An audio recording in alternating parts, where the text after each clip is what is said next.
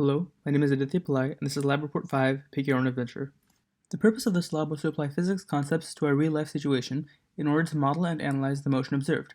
In this case, to model and analyze the motion of Felix Baumgartner as he breaks the sound barrier. The objectives of this lab were to observe the change in motion due to the interaction of forces, compare computational model predictions with observed data, and apply key physics concepts.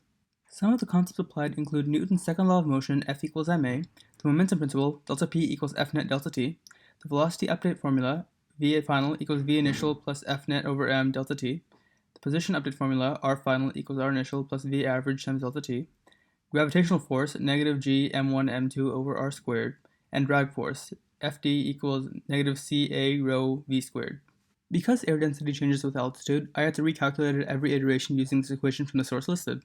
The equation is rho equals p0m over rt0 times 1 minus lh over t0 to the power of gm over rl minus 1, where p0 is sea level standard pressure, t0 is sea level standard temperature, L is the temperature lapse rate, R is the universal gas constant, m is the molar mass of dry air, and g is the acceleration due to gravity.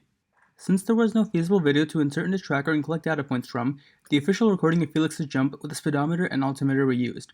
From these listed sources and approximations, we get the mass to be 85 kilograms, initial altitude and final altitude to be 36,576.2 and 1,362.456 meters. There's a change in surface area from 0.25 to 0.8 meters squared at the 50-second mark due to instability.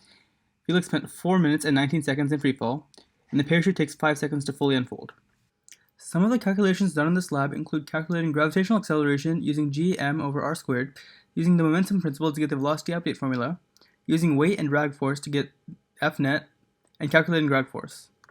Since this lab also involved non-constant forces and an object following, the Lab 2 starter code was used, with the following changes made.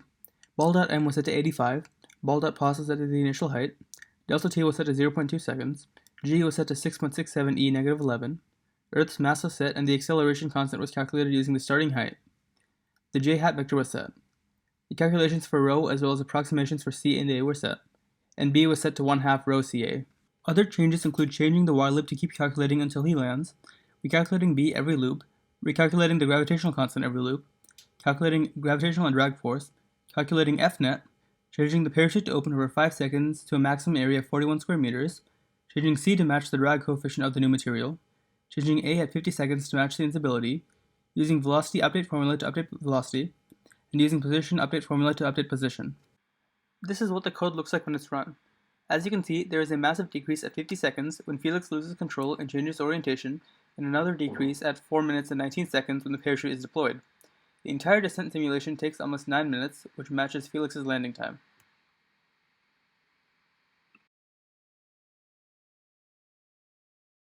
The dark graphs are from the video, and the lighter ones are from the simulation. As you can see, the altitude graphs line up very well, while the speed graphs are also very similar, except for the simulation being more concave in than the actual due to the shift being more sudden instead of the few seconds that Felix lost control. We were given some questions to answer after the lab. The first is, what effect does air density have on predictions? The answer is that it needs to be a variable, as if it's set too low, Felix wouldn't land safely, but if it were set too high, then he would never reach the speed of sound. The second is, how long could he wait before opening the parachute? Through repeated simulations, the answer is 1 second before landing at 8 minutes and 52 seconds, because the opening sequence of the parachute will slow him down just enough to buy enough time to land safely. The third question is, what is the minimum height he would need to jump from in order to pass the speed of sound? The simulated answer is almost exactly 30,598.6 meters, though he jumped almost 6,000 meters higher. And lastly, what effect does the change in temperature have on the predictions? The answer is that if it had been accounted for, Felix might have fallen a bit more slowly due to the difference in density and the heat dissipation. But since the drag force is calculated as the overall dissipative force, the simulation wouldn't be too different. In conclusion, there were a few sources of error, such as not accounting for thermal energy change, not simulating wind, not having a full set of data points, and possible human error in calculations. Drag force was helpful in predicting and modeling an object's descent, especially when significant in magnitude. It's possible to break the sound barrier in freefall under the right conditions. And finally, Newton's second law is useful in approximating and predicting the motion of a skydiver, even when falling from extremely high up in the atmosphere. Thank you.